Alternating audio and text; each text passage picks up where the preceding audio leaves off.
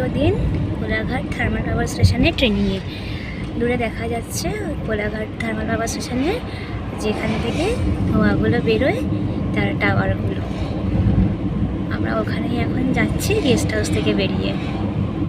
সামনে আমাদের রয়েছে কোলাঘাটের স্কুল। এটা হচ্ছে হায়ার সেকেন্ডারি স্কুল। স্কুলে দেখা যাচ্ছে ছাত্রছাত্রীরা ঢুকছে।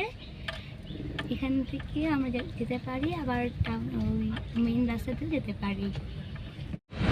এই থার্মাল স্টেশনে আমাদের ট্রেনিং আজকে দ্বিতীয় দিন, তাই কাছাকাছি এসেই পড়েছি।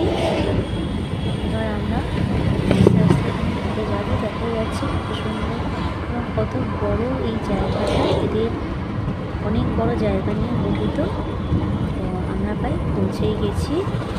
এবার আমরা এখানে ঢুকে পড়বো। আমরা প্রায় এসেই গেছি এবং মেচেদা স্টেশন থেকে এটা কিন্তু খুবই কাছে হয়। আমাদের গেস্ট হাউস থেকে এখানে আসতে অনেকটা সময় প্রায় লেগে যায়, 15 থেকে 20 মিনিট।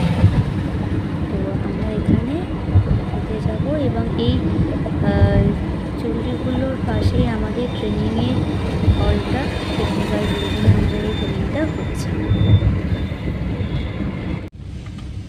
কোলাঘাট থার্মাল পাওয়ার স্টেশনে সব এই চুল্লিগুলোকে ঠান্ডা রাখার জন্য কোলাঘাট পাম্পিং হাউস থেকে জল সরবরাহ হয়ে এখানে আসে। তো এইখানে এই জল সরবরাহের মাধ্যমে সব কিছু ঠান্ডা রাখা হয়। ঠিক কেটিপিএস বিল্ডিংয়ের ভেতরে এখানে একটা বিল্ডিং, এখানে খুব সুন্দর করে সাজানো রয়েছে বিল্ডিংগুলো। এই টেকনিক্যাল বিল্ডিংয়েই আমাদের ট্রেনিংটা হয়েছে। দেখতেই পাচ্ছেন এখানে স্যার ম্যাডামরা সব দাঁড়িয়ে রয়েছেন। আর এই জায়গাটাতে রয়েছে থার্মাল পাওয়ার স্টেশনের, এইখানেই কিন্তু অ্যাকচুয়ালি বিদ্যুৎটা তৈরি হয়।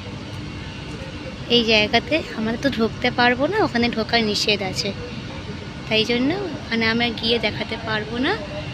এই বিল্ডিংটাতেই আমাদের তাপ বিদ্যুৎ তৈরি হয় এখানে কেটিপিএসের। আর এই বিল্ডিংয়ে আমাদের এক সাইডে টেকনিক্যাল বিল্ডিংয়ে ট্রেনিংটা করাচ্ছি।